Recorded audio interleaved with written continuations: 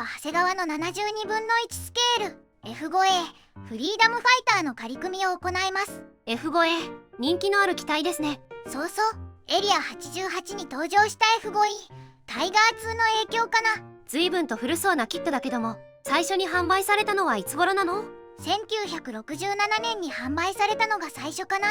長谷川がジェット機ばかり出していた時期ね。飛行機の長谷川と言われ出した頃なのだ。今回のパッケージはいつ頃のものなの？青タイの永タイなので1980年頃のものかな。250円で売られていた頃ね。最初は100円だったとか。今でも販売されているの？残念だけど絶版となるのだ。デカール替えなどの限定キットも出ていない。最後に出たのは黒パッケージの頃ね。1994年くらいね。その頃投稿者は買っています。400円だったかな。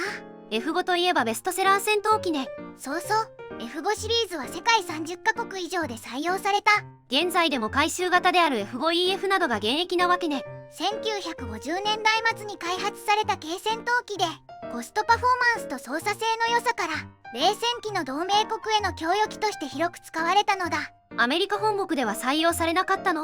アメリカ海軍空軍では F5 がミグ21の性能に近いとしてアグレッサー部隊として使用されたのだ。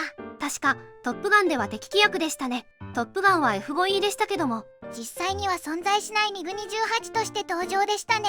このマーキングはエアフィックスから出ているのだ。なるほど。総発軽量機でありながら超音速対応、高い整備性と低運用コストを実現した。 NATO や同盟国への輸出向けとして設計された典型的な冷戦期供与戦闘機となるわけね。実戦経験としてはベトナム戦争が挙げられる。アメリカでは採用が少なかったんじゃないの？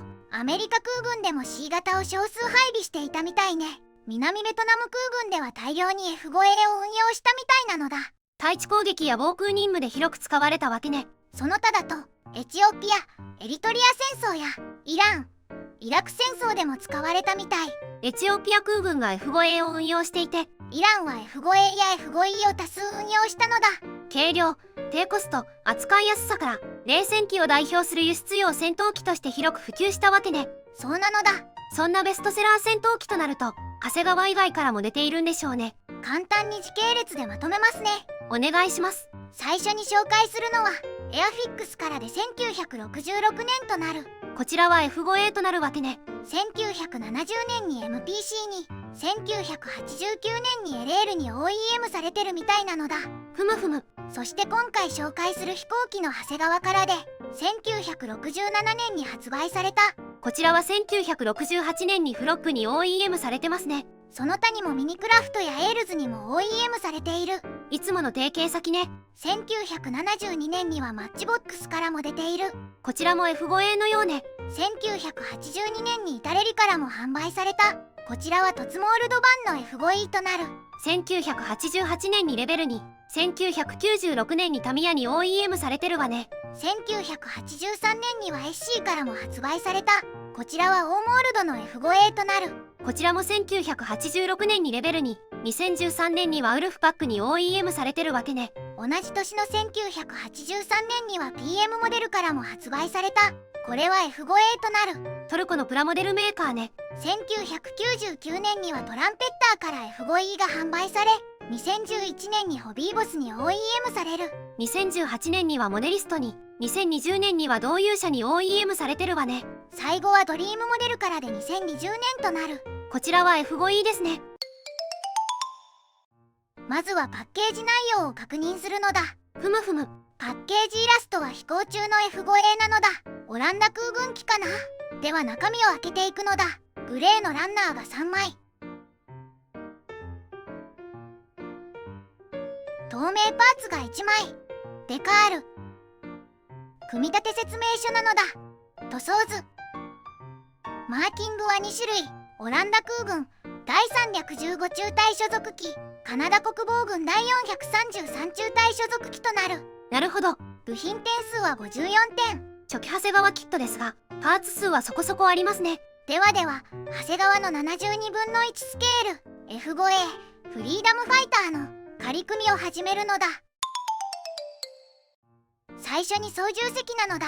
ふむふむ。操縦席は1パーツのみというか座席のみなのだ。操縦席は寂しい感じね。ケーキパネルはありませんが、後ほど胴体のそれらしきところにデカールを貼り付ける。パイロットはついているのですね。当然乗っていただいた方が良さそうです。次はエンジンですね。と言ってもエンジンノズルのみ2パーツを切り出して終了です。次はエアインテーク口ですかね。エアインテーク口は後ほど胴体に取り付け、左右それぞれで2パーツずつとなります。組み立てるとこんな感じですね。次は主翼、水平尾翼、胴体なのだ。いわゆるしの字ですね。最初に胴体の組み立てとなる。ふむふむ。胴体は左右分割で2パーツ構成。座席を挟み込んで接着。やはり操縦席は寂しい感じね。貼り合わせたらノーズコーンを接着。機種に仕込む重りの指示は特になし。入れなくても大丈夫そうね。さらに先ほど作ったエアインテーク口も接着なのだ。胴体のモールドはどうでしょうか。凸モールドとなる。好みで彫り直してもいいかもね。主翼はどうでしょうか。主翼は1パーツ構成。胴体仮面に貼り合わせる。主翼のモールドはどうでしょうか。こちらも凸モールドとなる。次は水平尾翼ですね。水平尾翼も1パーツ。こちらも胴体仮面に貼り合わせる。いつもと違う付け方ですね。最後に垂直尾翼にラダーを取り付ける。ラダーのサイズが微妙ですね。次はクリアパーツや足回りなのだ。ふむふむ。キャノピーはワンピースとなっているので操縦席の開閉選択ができない。透明度は問題なさそうね。問題なしです。次は足回りですね。まずは左右試脚。飛脚は左右それぞれで2パーツ構成。タイヤと試脚の構成ね。その他にも胴体に接着するカバーもあるのだ。次は前脚ですね。前脚は1パーツ構成となっている。こちらも胴体に接着するカバーがあるのだ。次は細かいパーツね。機種に気筒管を接着して機種の下部にアンテナを2個取り付ける。ふむふむ。胴体下部にはエアブレーキも取り付ける。一応開閉選択ができるわけね。最後はアクセサリーなのだ。ふむふむ。アクセサリーは左右翼端にサイドワインダーが取り付けられる。先にパイロンを取り付けね。次に増装の組み立て。増装はパイロンを含めて3パーツ構成となる。胴体中央下部に取り付けね。次に爆弾とミサイルの取り付けとなる。左右視翼下に吊り下げられるわけね。ミサイルは AGM-12 ブルパックかな。結構吊り下げられるわね。では終わりに総評なのだ。今回は長谷川の72分の1スケール F5A フリーダムファイターの仮組みレビューしたのだ。仮組み後の感想はどうでしょうか。初期長谷川の72分の1スケールのキット F5A の特徴を再現しつつ初心者にも組み立てやすい構成だったかな。現在だと入手困難なキットですけどね。中古だと2000円前後で取引されてるのかな。それだと至れり IC を買った方が良さそうだけど。絶版ということでコレクターアイテム化してるわけね。とはいえ出来上がった姿はかっこいい。吊るし物も多いのも好印象ですね。同時代のエアフィックス版が出ているのでミグニ11みたいに比較できると楽しいかも。パーツ構成やモールドが似ているらしいですね。 F5A は至れりと PM モデルも積んでいるのでそちらとの比較もできたらと思うのだ。ではでは動画を最後までご視聴していただきありがとうございますなのだ。チャンネル登録と高評価をお願いしますなのだ。次回以降も飛行機プラモデルのレビューを続けていくのだ。ではバイバイ。